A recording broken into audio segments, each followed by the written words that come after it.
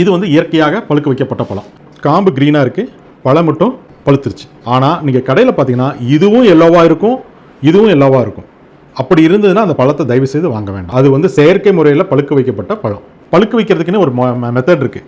Minimum 2 ஹவர்ஸ்க்குள்ளேயே பழம் பார்த்தீங்கன்னா இந்த மாதிரி ஆகிடும். அதுக்குன்னு ஒரு கெமிக்கல் இருக்குது, எத்திஃபோன்.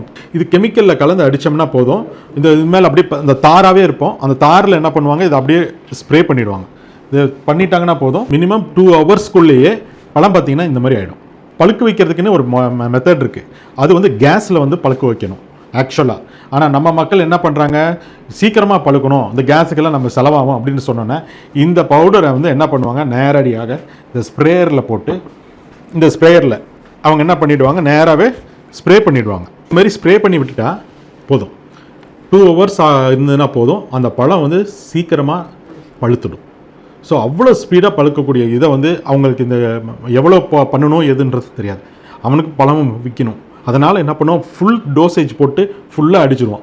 ஸோ நம்ம என்ன பண்ணுவோம், ஆசையாக அதை எடுத்து சாப்பிடுவோம். அவ்வளோ ஸ்பீடாக பழுக்கக்கூடிய பழத்தை நம்ம சாப்பிட்டோம்னா, இயற்கைக்கு மாறாக பழுக்க வைக்கப்பட்ட பழம் வந்து சாப்பிட்டோம்னா கண்டிப்பாக அது வந்து நம்ம உடலுக்கு வந்து உபயோகம் தான் கொடுக்கும்.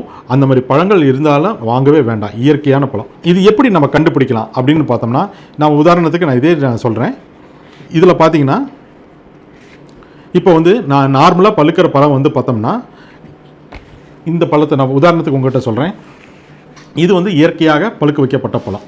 பாருங்கள், இது வந்து க்ரீனாக இருக்குது, காம்பு க்ரீனாக இருக்குது, பழம் மட்டும் பழுத்துருச்சு. இது வந்து இயற்கையாக பழுக்க வைக்கப்பட்ட பழம்.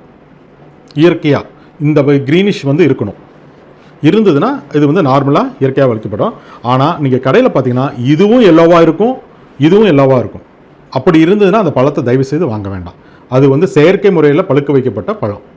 இது பார்த்தீங்கன்னா ஒரிஜினலாக நம்ம இயற்கையாக பழுக்க வைக்கப்பட்ட பழம். ஸோ இந்த க்ரீன் தான் முக்கியம். வாங்குறப்ப இந்த மாதிரி க்ரீனிஷாக இருக்கிற மாதிரி வாங்கிட்டோம்னா இட்ஸ் வெரி சேஃப். இப்போ பாருங்கள், கடையில் போனால் இந்த மாதிரி ஆப்பிள் இருக்கும், நல்லா பார்த்தா அழகாக இருக்கும், பலன்னு இருக்கும். ஸோ இதில் தான் வந்து வேக்ஸ் கோட்டிங் கொடுக்குறோம். இந்த பழம் வந்து கீரம் கெட்டு போகக்கூடாது, சுருங்கி போயிடக்கூடாது அப்படின்றதுக்காக. சரி, இதில் வேக்ஸ் இருக்கா இல்லை அப்படின்னு பார்த்தா நம்ம நகத்தில் கூட சுரண்டி பார்த்துடலாம். அல்லது ஒரு சின்ன நைஃப் எடுத்து மேலால் இந்த பாருங்கள், வேக்ஸ் அப்படியே கையோடு வருது பாருங்கள்.